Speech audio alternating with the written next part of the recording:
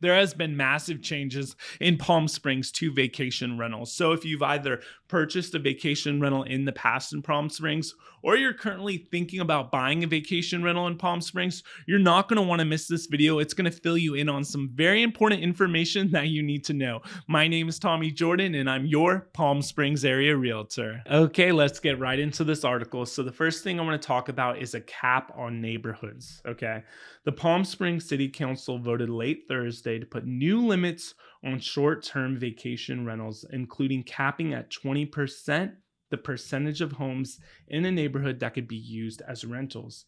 However, several neighborhoods are going to actually exceed this cap for the foreseeable future. And when they say foreseeable future, they mean 2026. So you are actually grandfathered in if you have an existing permit and you got that short-term rental permit prior to October 17th. So this is a big change, and I'll tell you why when you start to really think about it and sort of flesh it out, hash it out, okay? Flesh it out. That sounds weird. Hash it out. Let's go with that. I'm thinking Raising Cane's, okay? There's a new one in Palm Springs. Pretty good. So when you think of, now I'm just thinking about food, man. It's almost lunchtime. I get so ADD, right? So 20% cap on neighborhoods. This is going to make it harder because I come across a lot of people who maybe they get a short-term rental permit, but they don't want to be like full-time investors with an income property with people coming and going and managing and all that kind of stuff. They just want the opportunity to maybe own a second home as a vacation home for their family and then rent it out, at different times of the year to help with carrying costs. So for those people, it's going to make it a lot harder because there's going to be a cap in certain neighborhoods. And the article actually says it's going to be 51 neighborhoods identified by the 1PS organization. Okay. So 51 neighborhoods are going to have this cap where only 20% of the homes could be short-term rentals. So say if you have 100 homes, that means only 20% of those homes could be short-term rentals. So I think it's going to make it a lot harder for not just the investor trying to find a vacation rental in Palm Springs, but also it's going to be harder for just the average person who wants that opportunity to maybe their short-term rental their home a few times throughout the year to not only help with the carrying costs of the home, but just help with life. Life is expensive. It's expensive to live in California. They're not going to have that option unless they're part of the 20% of homes. Now, the good thing is you're grandfathered in if you already have a permit until 2026. And the article doesn't really say what will happen in 2026, for example, once that grandfatheredness goes away. I assume then there's going to be some changes. But right now, this is what we know. Here's the neighborhood that's actually exceeding that cap. So one of the neighborhoods is Racket Club Estates. Great neighborhood. 36% of the homes are actually short-term rentals. Okay, so that's pretty massive. I mean, that's almost 40% of the homes. So that's just one thing I wanted to talk about, this 20% cap. The second major thing we need to discuss is this. Palm Springs City Council voted, to cut the number of times a home could be rented per year from 36 to 26. This change is immediate. So if you're watching this, after 2022, you could only rent out your home from 36 days to 26. Now, if you have a short-term rental permit prior to this date discussed in this article, I think it's October 17, 2022, you're fine until 2026. So for current, short-term rental holders, I guess, if you're grandfathered in, or, maybe you're looking to get a home in Palm Springs and short-term rental out, it's important for everyone to know this because 36 days was typical, so that means if you average out those 36 days and 365 days per year, that means it might be an average of 10 days per per stay, okay? But what a lot of people do is say during the peak season month of, say, January, February, March, okay, those days, during Coachella or Stagecoach or the tennis tournament, people will rent their home out, for a shorter time span to get that, higher nightly rate, okay? And then, when things get maybe a little slower in the summertime, they might rent out the home for longer stays. But it gave the investor or the homeowner looking to rent out their home, it gave you more flexibility with those 36 stays. Now, they did the 36 stay rule originally, so it wasn't like a motel. And let's be real. You wouldn't want this, I wouldn't want this, a house next door to us to be like, a Motel 6 and there's someone new every single night going in and out of that house. So that's why it was, an average of, let's say, 10 nights per stay. Well, this is a pretty massive change. Now, when you think from 36 days a homeowner has, okay, to 26 days, in my opinion, that makes it a lot more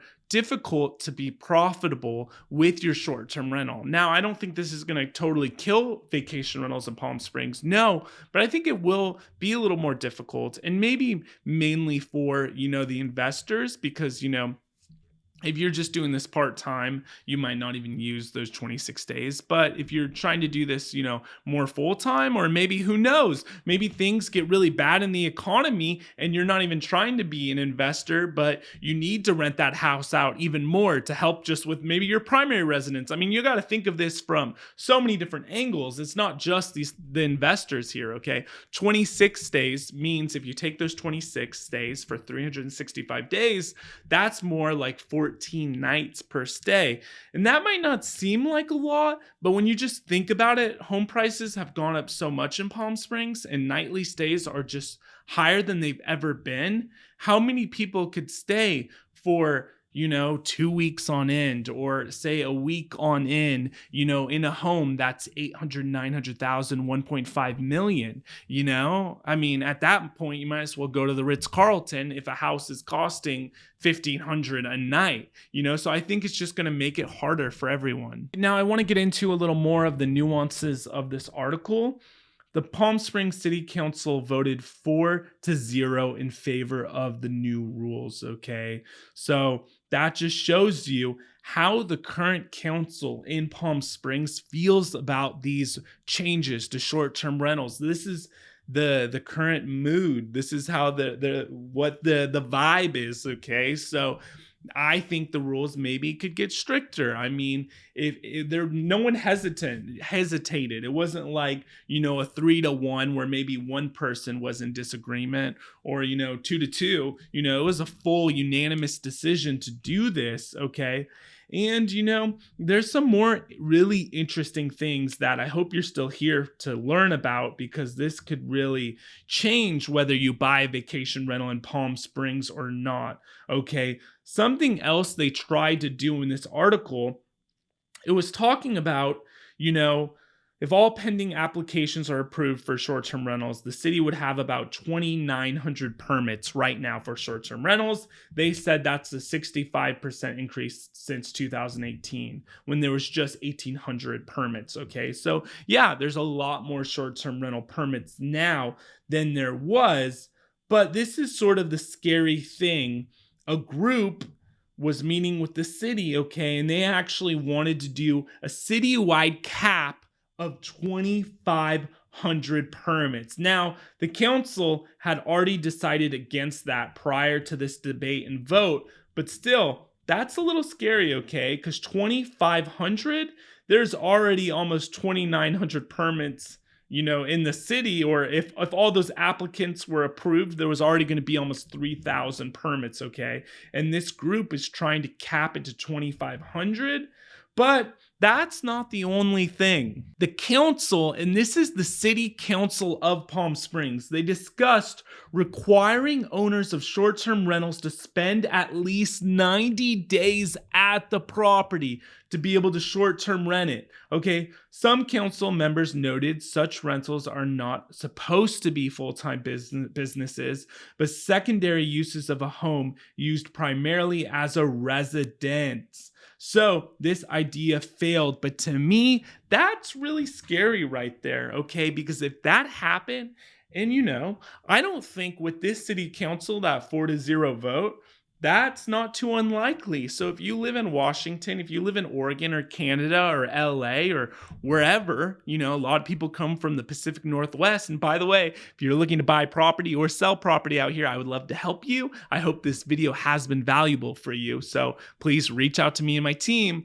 But what I'm saying here is if this city continues to go this trajectory that they're currently on, I think it could be bad, because if they make it where, a homeowner has to be there for 90 days a year, man, I think we're going to see a massive, I don't want to scare anyone or like this isn't fear tactics, but I think we're going to see a massive unloading of property. I think that could affect property values. I think that could just really affect local businesses in Palm Springs. So make sure you actually share this video with someone to let people know what's going on there. I think it sort of, to be honest, sucks that a city council could tell you what to do with your property. We are in America after all, but maybe not. And, haters could hate in the comments about this, but I think that sort of sucks. So if you're looking for a better city to buy vacation rentals, I actually have some videos here on my channel. I'm recommending cities like Indio, cities like Bermuda Dunes. Okay, Bermuda Dunes is an unincorporated city of Riverside County,